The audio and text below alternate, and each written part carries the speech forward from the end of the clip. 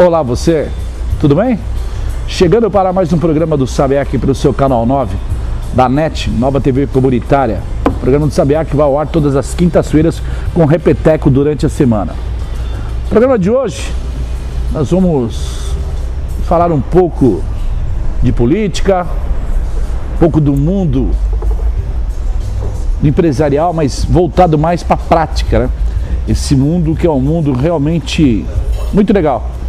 Que vamos falar um pouco melhor desse mundo, mostrar o melhor desse mundo para nós. Primeiro nós vamos falar lá no Senai de Suzano. Por que no Senai de Suzano? Porque lá está acontecendo a quinta semana Senai Tecnologia, onde os alunos com palestras e convidados, principalmente de empresas de Suzano, Mogi e região, poderão abrir muito legal um bate-papo, né, sobre alimentos, automoção, automotiva, eletrônica, mecânica e metalurgia. Um trabalho muito legal feito pelo Senai, principalmente de Suzano. E quem vai falar sobre esse trabalho, quem vai falar do que está acontecendo, primeiro nós vamos conversar com o palestrante Célio Cunha de Almeida Prado. É o palestrante falando sobre esta quinta semana Senai Tecnologia. Em seguida desse trabalho que nós estamos fazendo, eu vou mostrar para vocês, já vai direto então, a produção passa para mim, vamos falar com o Silvério Galo Fernandes Júnior, ele que é o diretor do Senai da unidade Suzano. Uma matéria muito legal, acompanhe com a gente. Vamos lá, Perrinho, soltando a matéria.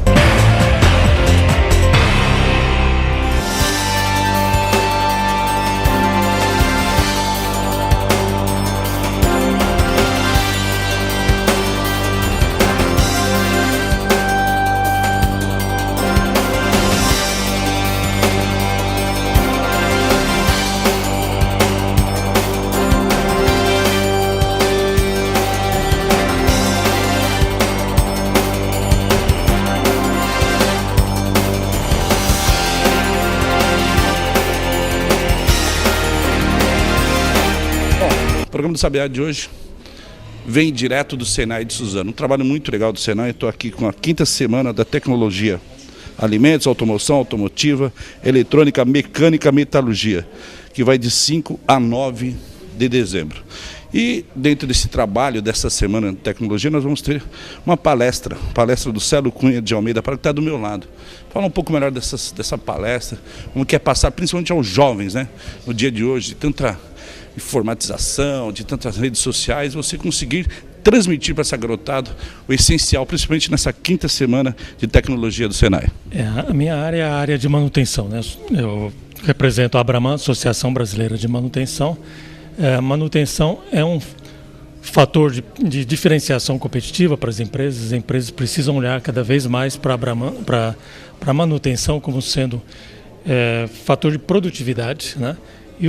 E hoje é uma das profissões, né, o técnico de manutenção, né, o profissional de manutenção mais requisitados no mercado por conta justamente da visão que as empresas estão dessa questão da manutenção, de manter equipamentos produtivos com confiabilidade, produzindo produtos de qualidade, serviços de qualidade. Então esse profissional qualificado, capacitado é um fator diferencial para as empresas. E é difícil conquistar e até mesmo alimentar esse jovem dessa interação, dessa obrigatoriedade na manutenção nesse trabalho que você faz? Acredito que não, porque os jovens têm um espírito já competitivo, espírito bastante inovador, né? Então com as coisas novas de informática, na instrumentação, né? Os equipamentos cada vez mais robotizados, né? Precisam também de pessoas altamente qualificadas, né? E os jovens estão bastante abertos para esse mercado, que tem muito a ver, né, com essa vida nova de informática, né, que nós temos hoje em dia. Fala um pouco dessa sua palestra no Senai, que você vai abordar, esse tema que você está colocando hoje, o que mais tirar dessa garotada? Nós vamos estar falando sobre a importância justamente da qualificação, a importância de escolas como o Senai, que traz uma qualificação de qualidade, né? Hoje nós temos uma grande lacuna, né? Uma diferença entre a quantidade de pessoas desempregadas e a falta de pessoas para as empresas, né? Então as empresas necessitam de mão de obra qualificada. Nós não precisamos de mão de obra que não tenham poder, né, de mudança das empresas. São pessoas que vão para as empresas e levam diferenciação, né? Então a qualificação das pessoas é um fator de produtividade, um fator de confiabilidade para as empresas. Quando você vem para Suzano, pega um trem, pega um metrô, né, faz uma viagem de avião, faz uma viagem de ônibus, né, você precisa ter certeza, precisa ter confiança de que aquele equipamento vai funcionar de acordo com o esperado. Isso é confiabilidade, né? E quem pode fazer isso? São as pessoas que estão lá, que fazem esse serviço no dia a dia. Carlos, se eu te perguntar o seguinte, sério, desculpe. Na época do meu pai, do seu pai, essa confiabilidade era através também do ser humano. Porque era fácil de você trabalhar o ser humano. Hoje em dia é muito difícil você trabalhar essas garotadas. Eu faço muita matéria na educação e a gente vê a cobrança, principalmente dos professores, como já fiz aqui com o Silvério dentro do próprio Senai. Como que é trabalhar essa garotada, estimulá-lo principalmente dentro dessa confiabilidade? A confiabilidade humana é uma das preocupações cada vez maiores, né? Porque hoje não tem margem para erro, né? Os equipamentos não têm possibilidade de erro, né? Então, cada vez mais a confiabilidade humana é um dos fatores também de grande preocupação também nas empresas, né? E é justamente isso que eu vou abordar, assim, como você qualifica e como você sabe que aquela pessoa tem confiabilidade, né, no seu trabalho, né? E eu acredito muito no jovem, trabalhando com jovens há muito tempo, né? Eu acredito que os jovens que estão aí na escola, né, são pessoas que são pessoas diferenciadas, né? Nós temos uma enorme quantidade de jovens que não estão na escola e essa é a nossa preocupação. Os jovens que estão na escola já são diferenciados, eu acho que esse pessoal é quem vai construir o nosso país, né? Então eu acho que a preocupação é para quem está fora da escola, que a gente precisa trazer para as escolas. Isso. Sério, obrigado e uma boa palestra. Muito obrigado. Tá aí, conversamos com o Célio Cunha de Almeida Prado, falando conosco aqui no programa do Sabiá. Vamos juntos.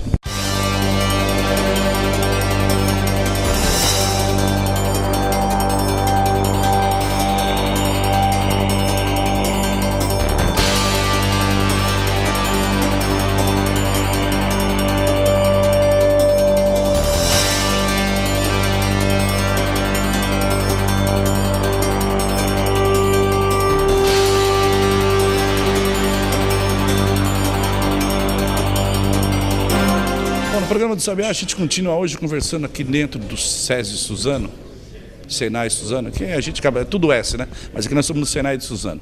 No programa de hoje, a gente está conversando no Senai de Suzano pelo trabalho muito legal que está sendo feito, a 5ª semana da tecnologia. Por que eu dou essa abertura para esse trabalho do Senai? Porque é importante para a gente motivar esses jovens que estão aí sentados, dependendo só do computador, do iPad, do iPod e do tablet, dessas coisas todas. E você vem para o Senai e você vê uma galera, uma rapaziada que pensa no futuro, isso é legal.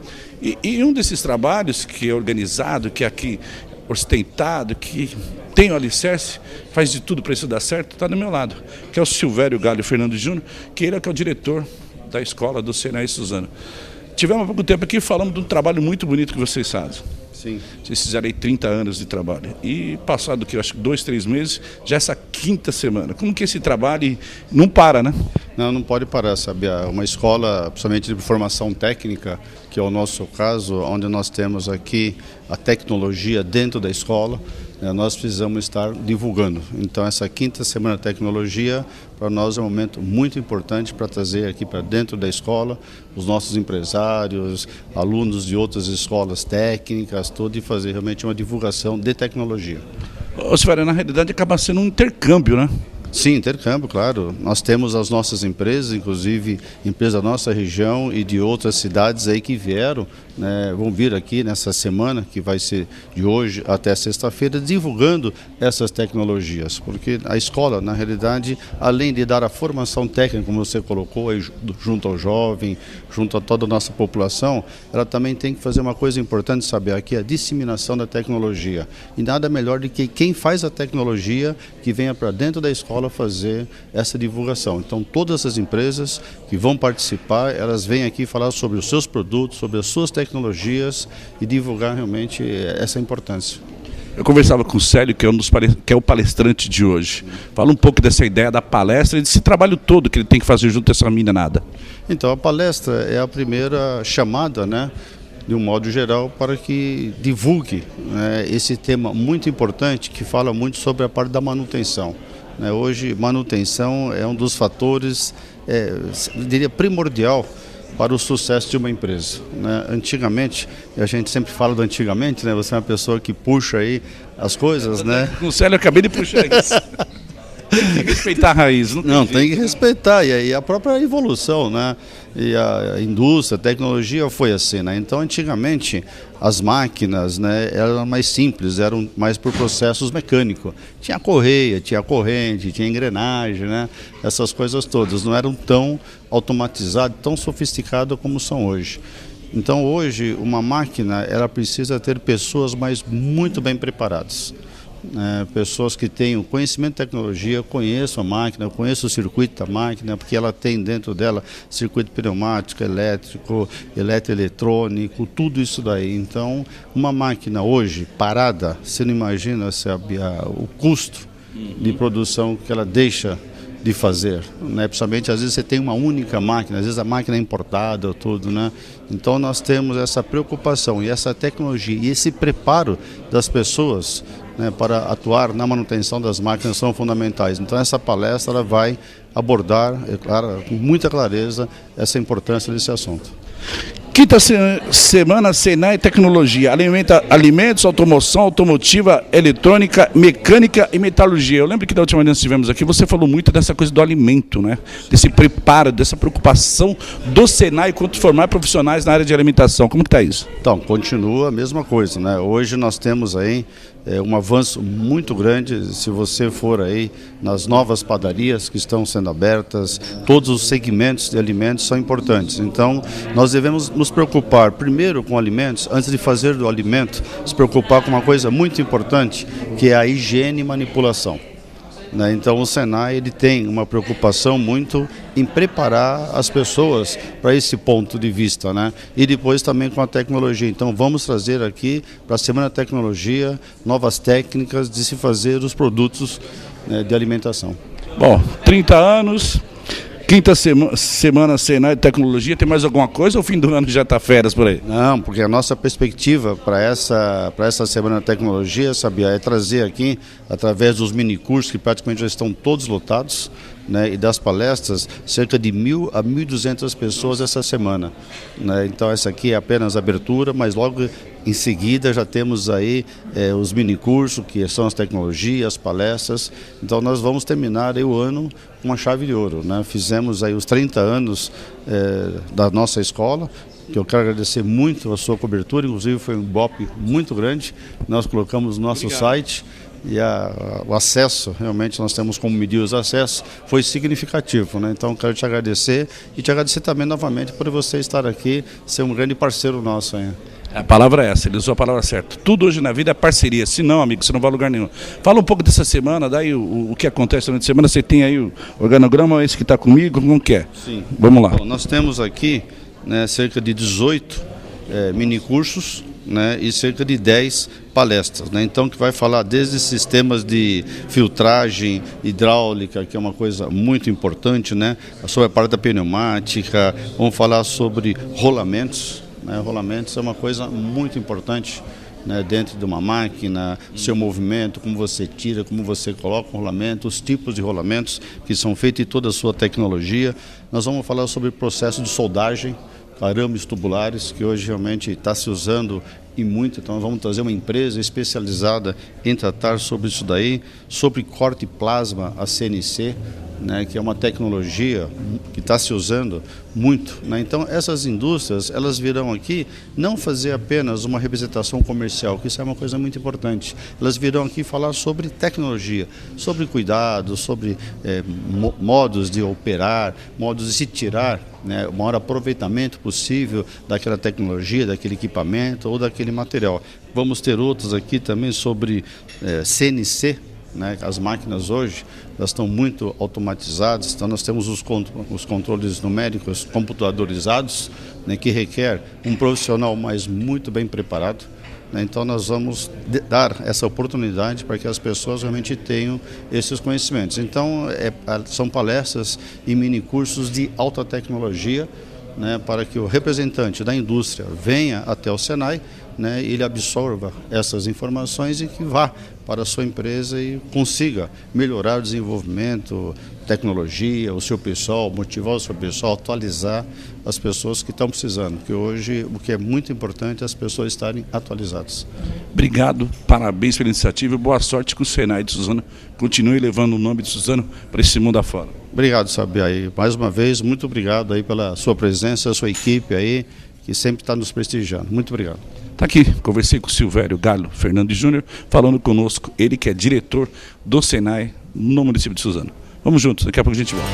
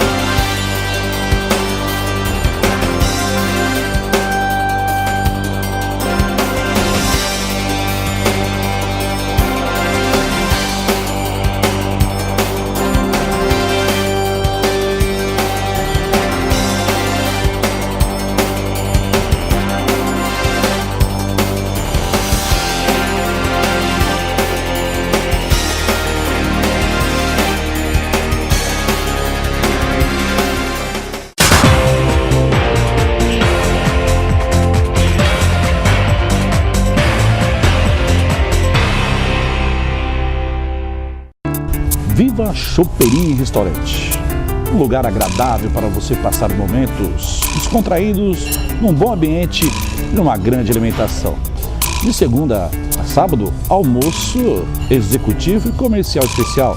Temos ainda de quarta e sábado, feijoada, a melhor da região. E na noite, o melhor do à la carte, pratos quentes, como picanha, filé mignon, frango e peixe. 25 tipos de porções. Viva Choperia e Restaurante. Avenida Capitão Manuel Rude, 615, Vila Oliveira, Mogi das Cruzes. Não perca, Viva Choperia e Restaurante.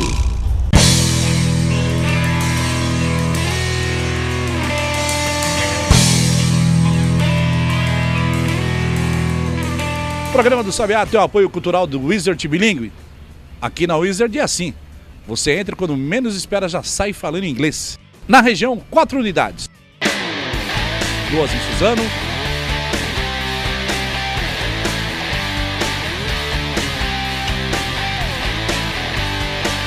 Em Ipuá.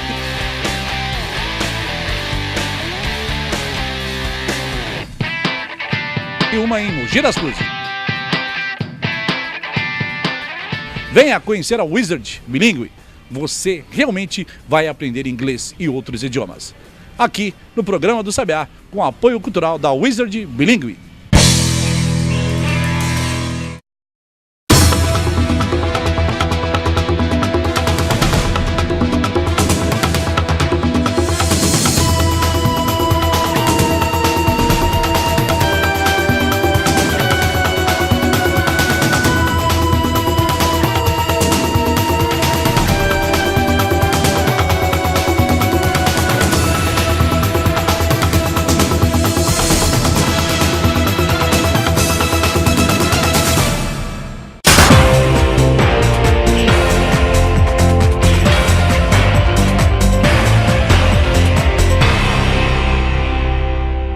Vocês viram aí? Matéria legal, o Célio Cunha de Almeida Prado falando desse trabalho. É um trabalho muito delicado você mexer com jovens, falar com jovens, né? Principalmente de trabalhos como alimentação, automoção, automotiva, eletrônica, mecânica e metalurgia. E fechando essa entrevista, esse bloco de entrevista, esse primeiro bloco do programa do Sabiá, você ficou com o Silvério Galo Fernandes Júnior. Silvério, que é o encarregado, diretor da unidade do Senai em Suzano. Uma matéria muito legal para você ir de casa poder curtir e servir até de exemplo para os seus filhos, né? Essa molecada de hoje que só quer saber de Facebook, internet, Twitter, que mais tem aí? Tem um monte de coisa aí que até me perdi, né? Para mim não passa de uma grande porcaria, mas dizem que se a gente não correr com o tempo a gente fica para trás, né? Mas infelizmente é uma verdade. É uma porcaria, mas nós precisamos dela, né? Da tal da internet. Bom, nós vamos agora para o segundo bloco. O segundo bloco nós vamos conversar. Bom, nesse segundo bloco nós vamos falar com o vereador mais votado de Mogi das Cruzes, Juliano Abbe, 5.900 votos, uma marca histórica para Mogi das Cruzes. Muito legal a entrevista, é um cara dinâmico, um cara que fala bem, é um cara que você vê que tem um berço político, mas tem uma história. O que mais me deixou legal nessa entrevista foi que, próprias palavras do Juliano Abbe, né? Política não é profissão, que sirva para muita gente. Mas em vez de eu falar aqui para vocês, vamos assistir a matéria do Juliano Abbe. Solta ela aí, Perrinho.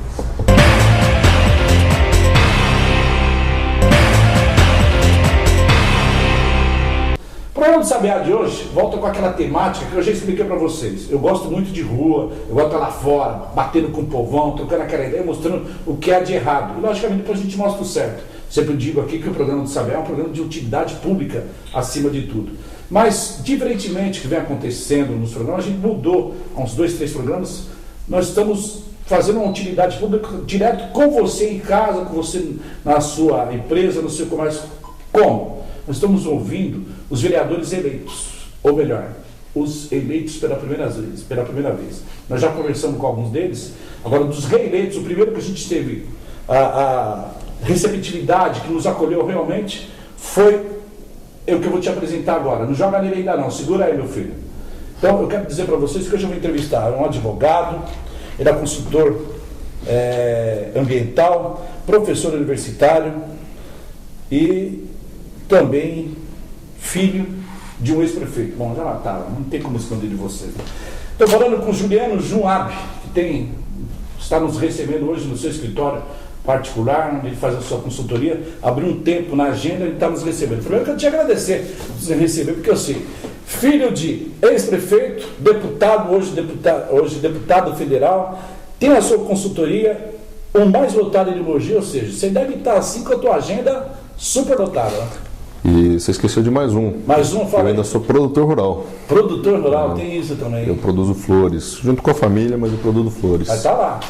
Tô lá. Bom, primeiramente quero dar um alô aí para todo mundo de casa, agradecer, dar bem-vindos a todos aí ao nosso escritório e agradecer essa participação, essa oportunidade que eu tenho de participar desse programa tão maravilhoso que é o seu, Sabiá. Ô Júnior, fala um negócio para mim, rapaz, como que é? Não, vou mudar essa palavra. Eu estava ouvindo esses dias o filho do Rivaldinho. Você estava dando uma entrevista, prestando muita atenção na entrevista. E ele disse que ele é o Rivaldinho. Que para separar ele do pai. Não, separe-o do meu pai, que meu pai foi craque, é meu pai. Nossa, fez grandes elogios, mas eu sou jogador de futebol do filho do meu pai. E o Juliano, eu consigo separar ele da figura de Jundiaí ou não? Ou você também tem esse negócio? Eu agora sou Juliano e o Jundiaí é o Jundiaí. Eu ainda não tenho essa ambição, né, de me separar da figura do meu pai, da figura política do meu pai. Muito legal isso. Eu acho importante a gente sempre deixar destacado que futebol é futebol, política é política, profissão é e nas mais diversas profissões a gente tem essas diferenças. Eu peguei como exemplo. Eu acho que nem só o Rivaldo teve esse problema, mas o filho do Zico também enfrentou esse problema quando ele se lançou profissional. Ou o filho do Pelé, o filho do Romário, o filho do Pelé, inclusive, foi esse goleiro. Né? E ao contrário de um jogador de futebol, nós, né, perante a política, que meu pai nunca o considerou como sendo profissão, inclusive isso é importante deixar destacado, até por conta disso, que eu tenho inúmeras ocupações profissionais. Então, a gente tenta se espelhar naquilo que realmente é bom, naquilo que sempre deu certo, ou seja, fazer tal como o meu pai fez. Então a minha intenção, por ser até a primeira vez que nós disputamos uma eleição e por ser a primeira vez que a gente adentra um cargo eletivo, é pegar sempre os exemplos bons. Né? E os exemplos bons, como a gente fala, a gente traz de casa. Então eu não pretendo me desgrudar da figura política do meu pai, pelo contrário, eu pretendo trabalhar junto com ele aqui em Mogi das Cruzes, na Câmara Municipal, ele na Câmara Federal, fazendo essa articulação sempre em prol de Mogi. Até porque é legal o que você disse, nada melhor do que você usar dentro da sua casa a sua referência, pelo menos família, o contexto família, Valdir Sabiá é isso, a referência está dentro de casa. Eu acho que é legal você buscar esse ponto, você mesmo falou, a referência está lá. Olha, eu queria dizer o seguinte para você tocou no outro assunto legal. O político não é profissão, né? Você mesmo colocou, tenho várias atividades, e na tua apresentação você fez questão de dizer, não, ainda tem a parte de flores, tal, de plantas, tal, essas coisas todas. Acho que o político tinha que pensar assim, não é, Juliano? Que a política não é a profissão. Concordo. Político, na realidade, política, na verdade, é uma missão, não é muito mais do que uma profissão. E por conta disso que a gente tentou triar ao longo desses meus anos de vida. Eu hoje tenho 34 anos, então durante boa parte da minha vida profissional eu tentei triar o meu próprio caminho, inclusive fora da cidade de Mogi. Morei durante quase 15 anos em São Paulo, onde busquei minha formação acadêmica, busquei minha formação profissional para me preparar como homem, como pessoa, como cidadão, aí sim para disputar um cargo político. Nós poderíamos até ter pensado em disputar a Câmara dos Vereadores lá em 2000, quando meu pai saiu pela primeira vez prefeito. Foi quando meu pai insistentemente deixou muito claro para mim: filho, você primeiro vá buscar a sua formação profissional. Naquela época eu estava no 3º ano de Direito. Quer dizer que naquela época você já tinha votado? Pô, naquela época nós já pensávamos. Sim, sim. E era uma boa oportunidade, afinal de contas, meu pai disputava um cargo majoritário aqui em Mogi, né? Disputava a prefeitura. E naquela época ele deixou muito claro: eu acho que, filho, você primeiro tem que buscar a sua formação, né? Tanto acadêmica como profissional. Vá se preparar primeiro, para aí sim você poder servir a população de uma forma mais adequada. E foi isso que nós fizemos ao longo aí dos 14 anos seguintes, né? Foi isso que nós fizemos, buscar essa formação, nos preparar para isso aí. Você me apresentou aqui, me presenteou um plano de gestão parlamentar, o PGP. Rapaz, eu estava dando uma lida aqui, que eu vou até passar para o nosso diretor Geraldo Rodrigues. Aqui é um plano de governo para prefeito. É um negócio assim. Quase. Realmente, no papel, algo espetacular. Você está de parabéns. Você e sua equipe, né? Ninguém faz nada sozinho. Que eu sempre falo com o pessoal que trabalha comigo. E aí, como põe em prática isso? Nós, a nossa equipe e toda a população de Mogi. Eu acho que dentro desse PGP, o grande diferencial desse nosso PGP, desse nosso plano de gestão parlamentar, é que ele foi criado através de várias mãos. Ele consolida as reivindicações que nós buscamos no período pré-eleitoral, ou seja, antes de iniciarmos a campanha, nós já tínhamos feito inúmeras reuniões, conversados com inúmeras pessoas em bairros diferenciados na cidade, buscando as reivindicações, buscando as necessidades de cada bairro, e através desse conjunto de informações nós elaboramos um diagnóstico e procuramos buscar soluções para cada um desses problemas. Afinal de contas, não adianta só levantar problema, tem que buscar as soluções, né? Então, esse documento é um documento que foi formado por várias mãos, por várias cabeças, né? E nós pretendemos implementar isso daí a partir do dia 1º de janeiro. Sempre faço questão de lembrar as pessoas que nós somos vereador, nós somos eleitos vereador. Nós não temos a caneta na mão, nós temos o poder executivo, não somos o prefeito para implementar diretamente essas ações. Mas cabe a nós, uma vez que nós levantamos os problemas, cabe a nós cobrar a prefeitura nesse sentido, para que essas ações sejam efetivamente implementadas, né? E quero trabalhar não sozinho. Volto a lembrar, somos 23 vereadores, precisamos dos outros 22 mobilizados e pensando nessas ações em conjunto. Bom, voltando para a política, mais uma vez eu te parabenizo por esse plano de gestão parlamentar. Isso aqui é muito bom, realmente conseguir se pôr em prática, Mogi vai estar melhor ainda. Quero dizer o seguinte, você como uma das lideranças, como você mesmo colocou, do PSD, vereador mais votado, e sucessão presidencial na Câmara Municipal. O PSD já discute isso? Como que está isso? O que vocês pensam? O que vocês têm em mente? Sim, ainda não existe nada formalizado, ainda não existe nada definido, mas nós do PSD, juntamente com a bancada do PSDB, formado por outros 2 vereadores, ou seja, formamos uma bancada de 6 vereadores, né, essa nossa coligação. Pretendemos definir tanto a presidência como o restante da mesa diretiva em conjunto, ou seja, não vai ser uma pessoa a ser destacada ou uma pessoa que tem intenções particulares e privadas, nós vamos sempre pensar num conjunto. Afinal de contas, a presidência da Câmara é a grande zeladoria, né, do Poder Legislativo Municipal.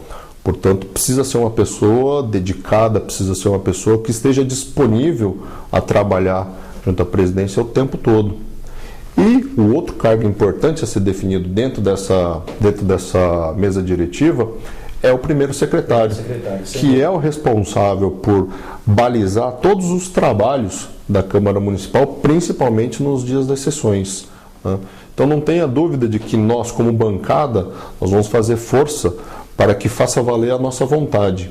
Agora, nossa vontade não necessariamente espelha obter a presidência ou a primeira secretaria. Isso depende de uma articulação institucional. Nós precisamos parar de pensar individualmente e começar a pensar coletivamente para a Câmara. A partir de hoje, nós somos um integrante dos 23. Então, precisamos pensar institucionalmente. Institucionalmente, que eu digo, pensar na Câmara e não mais somente e tão somente no vereador. Isso é legal. Bom, é a rapaziada nova que vai chegando, né, gente? Você viu que é muito mais volante, é muito mais, né? E isso eu acho legal. Mas sempre ouvindo os mais velhos. Eu também, lógico, sem dúvida. E aí, ó, eu ando com geral. Não é diferença. Vocês querem o quê? Meu diretor, pô, sou jovem, menino, não, tá aí. Vou carregar esse menino até onde? Então, carrego com prazer, porque com ele eu aprendo muito, meu mestre Geraldo Rodrigues. Bom, e esse PSD do Kassab, do Junge, do Juliano, do Bertaioli, esse monte de ações que podem acontecer pelo Brasil afora, de repente eu posso ver o teu pai de um lado, o Kassab do outro e a Dilma no meio. Isso é ficção ou isso pode acontecer mesmo? Você que hoje milita dentro do partido. Eu acho que a gente tem que sempre pensar que o partido ele foi formado com uma base muito sólida de representantes, seja na Câmara Federal. Nós fizemos quase 500 prefeitos, né, no Brasil todo. É um partido novo, é um partido com ideias novas, mas um partido com políticos tarimbados. Então eu penso que... Entra a experiência, onde eu falei, né? Exatamente, exatamente. É um partido onde a gente agrega valores, tanto da experiência como da juventude. Então eu penso que nós precisamos sim trabalhar, seja ao lado do poder, seja ao lado do governo federal, seja ao lado do governo estadual, sempre pensando no nosso foco. Qual que é o foco sempre do político? É a população. Então, independentemente das cores partidárias, eu concordo plenamente quando o prefeito diz: acabou as eleições, acabou cores de partido. Nós passamos a ter agora as cores da bandeira de cada município, de cada estado e principalmente da nossa nação.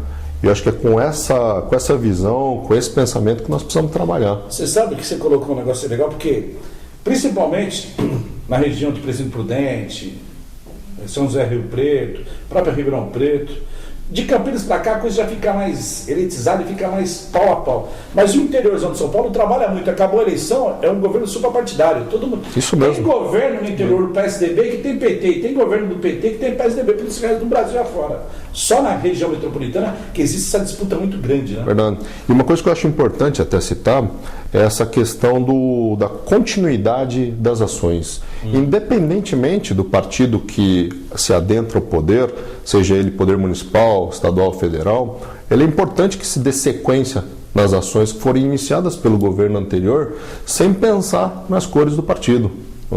Eu acho que o estado de São Paulo se desenvolveu de uma forma tão rápida, o município de Mogi se desenvolveu tão rapidamente nos últimos 12 anos, no caso do estado de São Paulo, nos últimos 20 anos, e em função da continuidade das políticas públicas.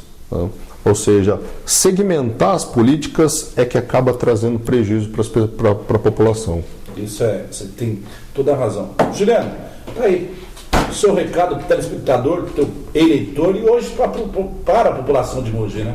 Deixou de ser eleitor, agora é para a população de Mogi, né? Sem dúvida. Bom, novamente eu quero agradecer, sabe, essa oportunidade que eu estou tendo de conversar com as pessoas aí em casa, me colocar à disposição realmente de trabalhar, de auxiliar, de ajudar as pessoas naquilo que for necessário, estando dentro da nossa capacidade. A partir do dia 1º de janeiro a gente pretende sim trabalhar forte sobre o nosso plano de gestão parlamentar, afinal de contas é ele quem vai triar os nossos objetivos, as nossas metas pelos próximos 4 anos. E dizer para a população que fiquei contente com a escolha que ela fez ao longo desse período eleitoral. Eu acho que elegemos bons vereadores, são 23 vereadores muito bons, conseguimos reeleger de uma forma maravilhosa o nosso prefeito e tenho certeza que com essa força e a união de todos a gente conseguirá fazer uma Mogi cada vez melhor, que é esse o nosso objetivo. Obrigado, Juliano. Tá aí. Obrigado. Juliano Junab falando com você aqui no programa do Sabiá. Quero agradecer também ao Alexandre Barreira que fez essa ponte, né? Tem alguns assessores de imprensa que trabalham, ele, o Luiz, a Rô da Câmara. Tem uns que precisam voltar para a faculdade. Direção aqui desse hoje, dessa reportagem, de Geraldo Rodrigues. Os trabalhos técnicos de montagem dele, do Max Perrinho. A gente volta daqui a pouco. Vamos juntos. Até mais. Programa do Sabiá para você. Tá aí para você essa matéria interessante com Juliano Abe, vereador eleito na cidade de Mogi das Cruzes com 5.900 votos. Cara que realmente parece ser atuante, um plano de trabalho muito legal. Agora põe em prática, se unir ao grupo que já comanda a cidade e fazer Mogi andar e para o progresso cada vez mais. Disso ninguém pode reclamar, tá certo? Uma matéria muito legal. Gostei realmente. Tem política que é legal você conversar. Por exemplo, o Bibo, que é um cara que fala muito bem. Agora o Juliano. O menino que nós entrevistamos semana passada, que foi ao ar, né, produção? Mas é Jean Lopes. Vamos lá então. Vamos ouvir agora, para fechar legal esse programa, Benedito Marques Baluch Filho, eminente grão-mestre adjunto do Grande Oriente do São Paulo. Fala aqui de maçonaria. Mas ele vai falar de um trabalho que a maçonaria faz no estado de São Paulo sobre ética na política.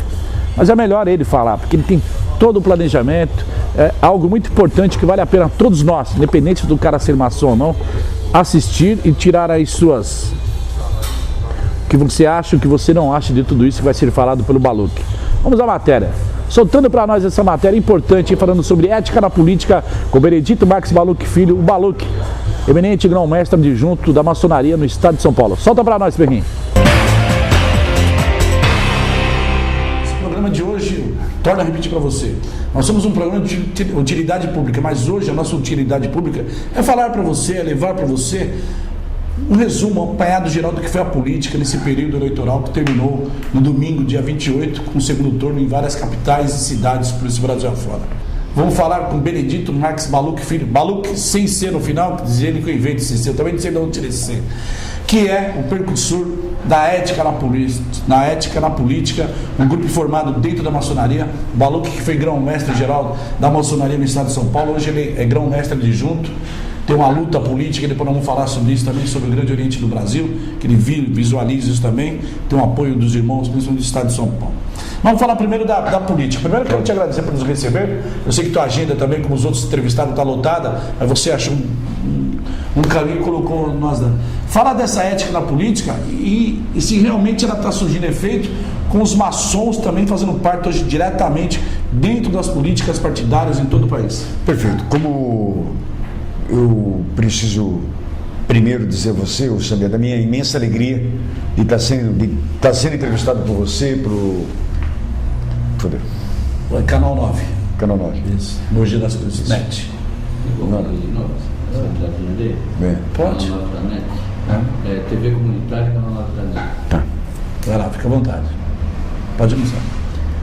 É com muita alegria que participo hoje desse programa de entrevista no Canal 9 comunitário da NET, né? Eu fico muito feliz em estar aqui conversando com os ouvintes. E primeiro, como você mesmo disse, Sabiá, a maçonaria, ela é mais uma das organizações não governamentais preocupadas com a construção política do nosso estado de São Paulo, do nosso país. É importante até um pouco desmistificar o que significa a maçonaria aí dentro de alguns conceitos, né? Mas a maçonaria é isso, é uma organização não governamental comprometida com filosofia, com o bem-estar do povo, com a construção social do nosso país. E nós estamos agora dando a nossa contribuição, como há anos e anos, há quase 2 séculos temos contribuído com esse país, e oferecer uma proposta melhor para o momento político que vivemos no país. Hoje, você vê o problema da corrupção nesse país.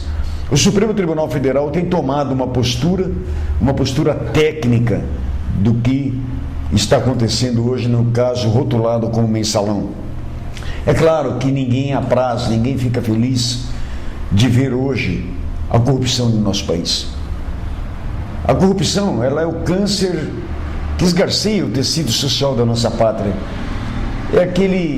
É uma prática antiga, mas uma prática enraizada dentro da política brasileira. E o que você tem que fazer para poder lutar contra a corrupção? Não adianta espernear, não adianta gritar, não adianta anular o voto, muito pelo contrário. Você tem que entrar dentro do organismo doente e colocar nesse organismo doente um antídoto, um remédio que possa fazer com que aquela doença venha de dentro para fora e elimine esse problema. E esse teu projeto na maçonaria traz isso? Na verdade, a maçonaria ela tem um projeto chamado Inserção da Maçonaria na Política. Vamos deixar bem claro aqui, sabe, é o seguinte: não interessa para a maçonaria a política partidária. Não interessa a política do PT, do PSDB, do partido que for. Por quê? Porque essa questão partidária é uma questão que causa cisânia, ela tem outros interesses. Não é essa a nossa preocupação. A nossa preocupação é a política enquanto gênero.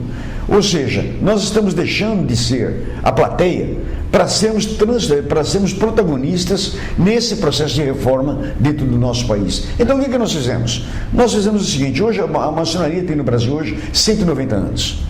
Um capital social maravilhoso, uma entidade que serve para melhorar o homem, uma entidade que tem compromissos com asilo, creche, orfanatos, casa de mãe solteira, casa da AIDS, fogo selvagem. Sem imaginar, a maçonaria colabora com essas tecnologias sociais, como eu chamo.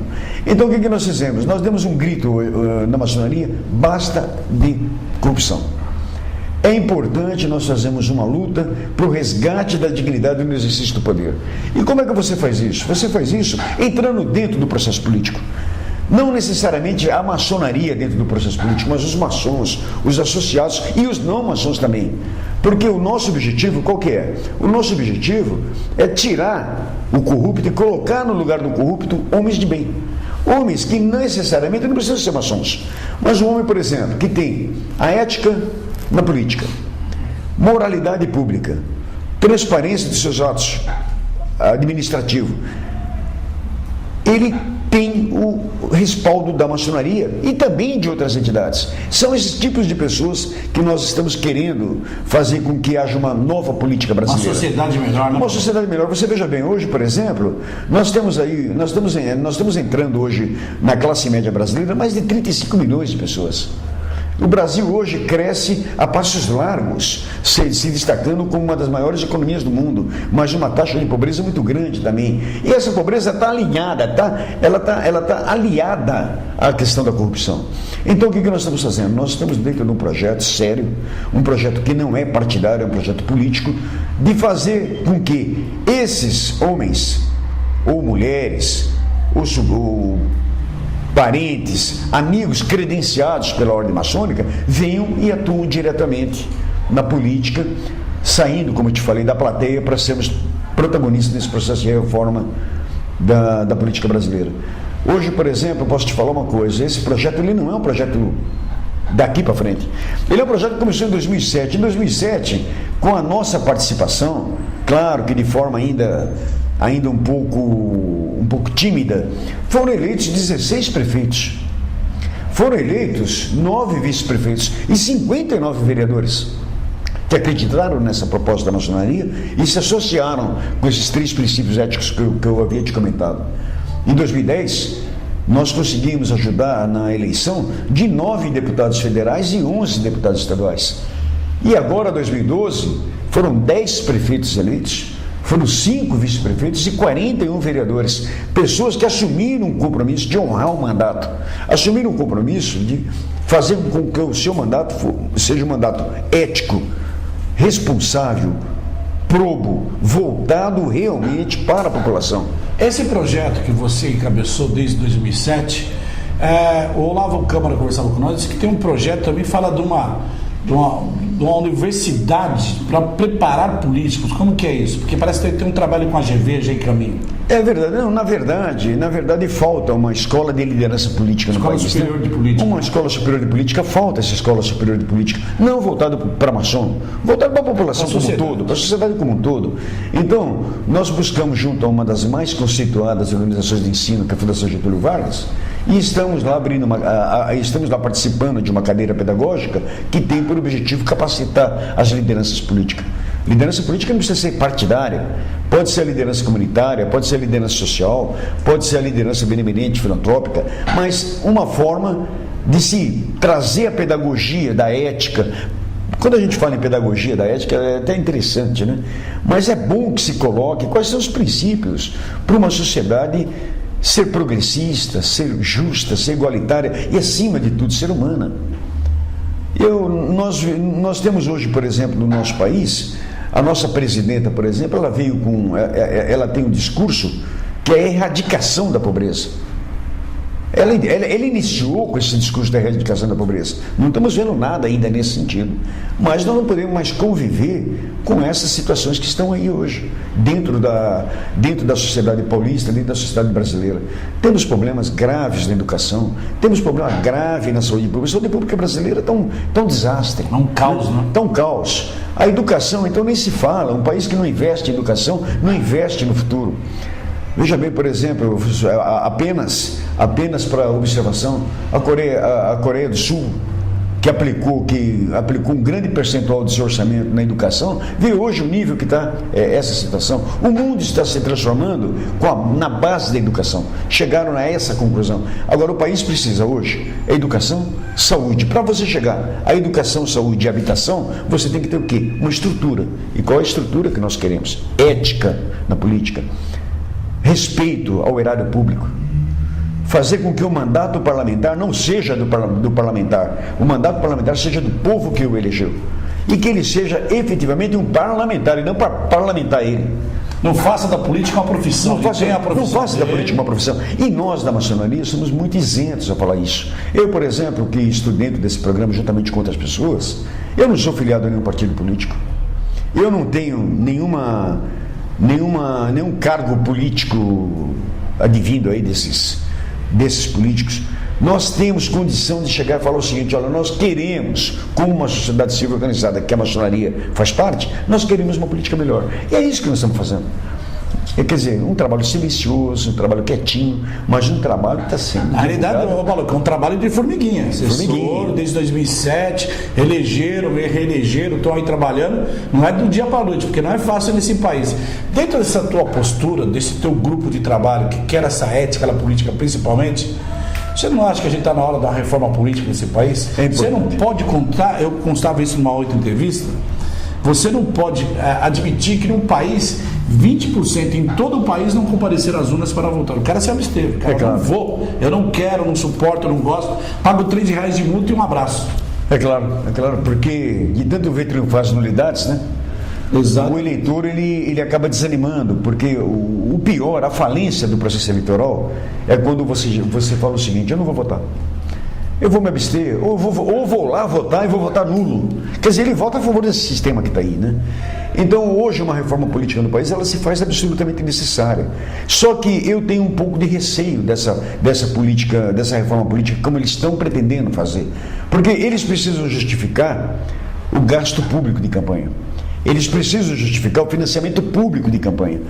E, na lateral desse financiamento público de campanha, o que eles estão engendrando, né? Eles estão querendo fazer uma reforma política pelo voto em lista. Aí, acabou a política no Brasil. Porque aí é o seguinte: vai ser os candidatos do chefe partidário e vai pegar uma lista e vai falar: olha, tem 10 pessoas aqui para você votar, mas ninguém mais. E essas 10 pessoas vão se legitimar no financiamento público de campanha, e aí nós realmente vamos ter um problema muito sério com relação ao voto em lista.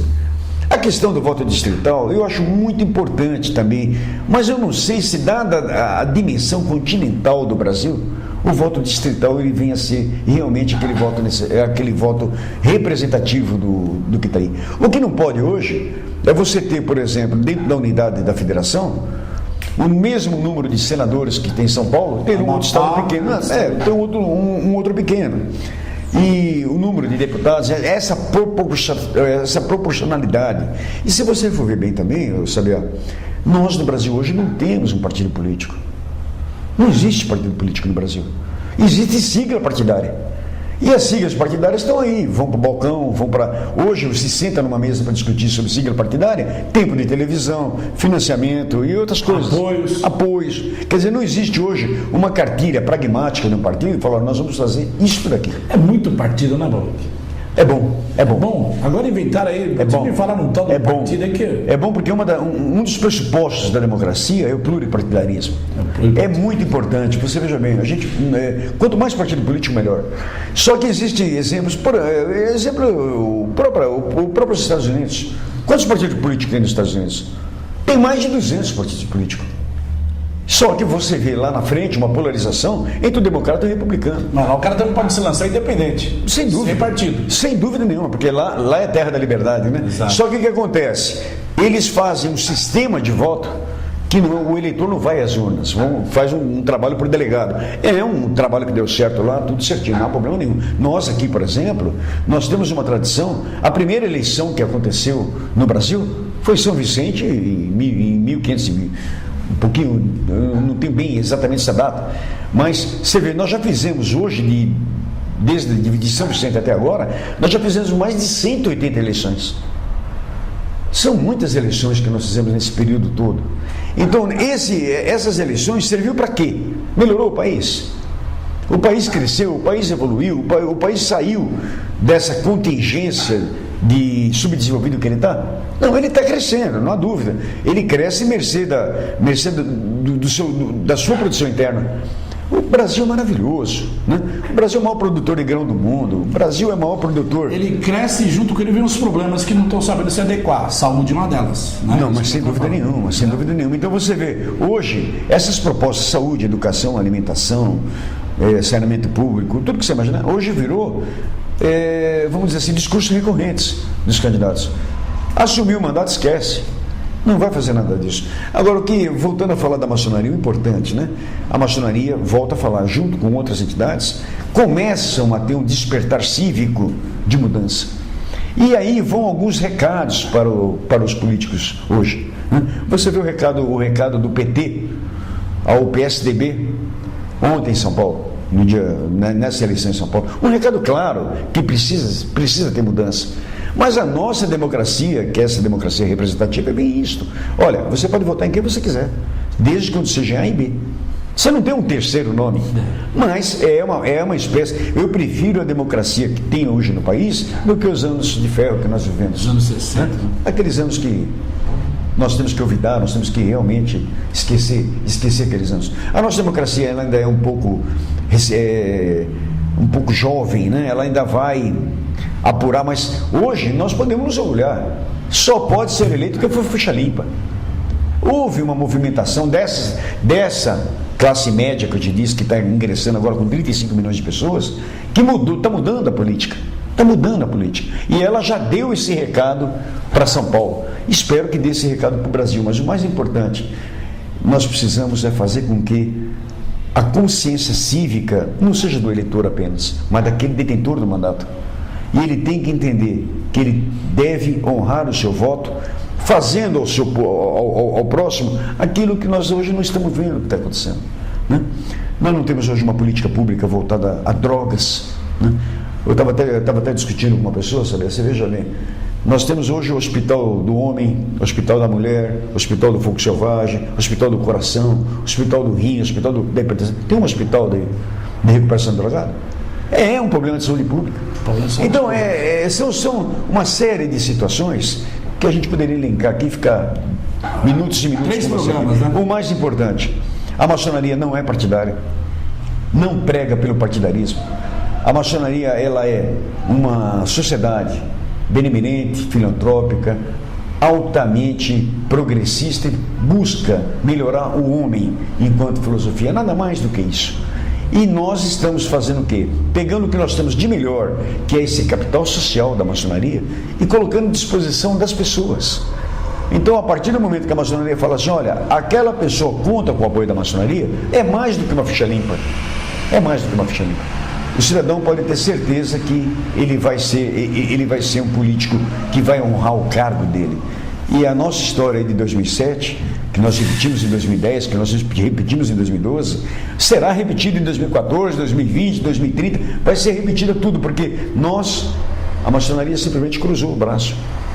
Ela falou, deixa a política para lá, e nós vimos que agora nós temos que recuperar aquilo que nós éramos no passado. Lá, ficou muito no porão, né? Aquilo que nós éramos no passado, a independência desse país foi nossa, a libertação dos escravos, a proclamação da República, tantas outras situações, né? As diretas já, o Mercosul, tanta coisa nós influenciamos e fizemos, e nos afastamos. E agora nós vamos voltar a interagir nesse sentido, sem qualquer interesse. Para terminar com você, para a gente ser bem sucinto, estamos estourando no tempo. Vamos lá. Grande direito do Brasil, como que está o trabalho?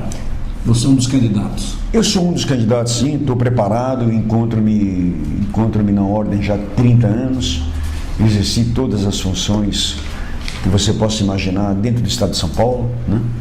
Acredito que eu tenho uma proposta, não de mudança, você não muda uma entidade de 190 anos. Essa entidade, ela não é, ela é imutável, né? O que você vai fazer é agilizar essa entidade, né? Você veja bem, por exemplo, dentre vários trabalhos, esse programa da ação política da maçonaria em São Paulo. Imagine um programa desse feito, Brasil, né? Imagine um programa desse feito no Brasil inteiro. Então, o que nós queremos é estabelecer a nossa elite estratégica. Nós sermos pessoas que possamos ajudar a sociedade, ter um grande direito do Brasil mais próximo do povo brasileiro, porque muita gente hoje, Sabiá, ainda não sabe o que é maçonaria, e dela tem uma ideia deturpada.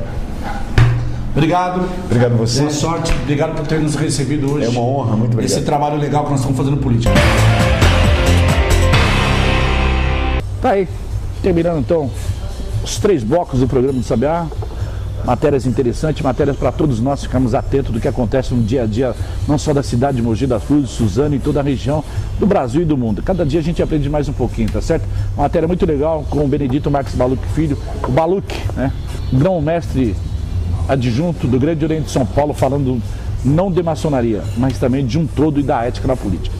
Terminar o programa de hoje, eu quero fazer um agradecimento aqui ao pessoal do Clube de Campo de Mogi das Cruzes, que mandou essa bonita revista aqui, ó. Mostra aí para nós, Pim. Uma bonita revista falando sobre os trabalhos do Clube de Campo nos últimos meses. Baile de aniversário de 55 anos, 33º Corujão 2012. Muito importante isso. Também temos aqui também mais um recadinho de quem? Dancing Days, anos 70, 80, 90. Ah, tinha que ser dele, né? DJ Boca, é o grande Boca mandando para nós também. O trabalho dele mais... tá ganhando dinheiro, hein, velho? É uma festa atrás da outra. É o Cascaio tá entrando, né? Bom. Você merece, Boca. Trabalho muito legal.